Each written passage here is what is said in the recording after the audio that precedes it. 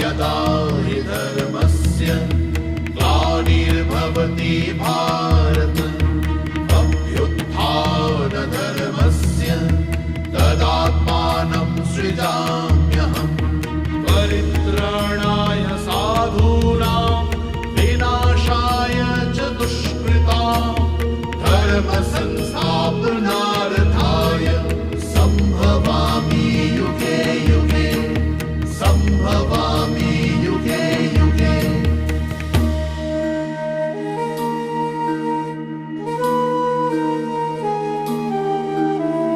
यदा यदा हि धर्मस्य ग्लानिर्भवति भारत अभ्युत्थानधर्मस्य तदात्मानं सृजाम्यहम् परित्राणाय साधूनां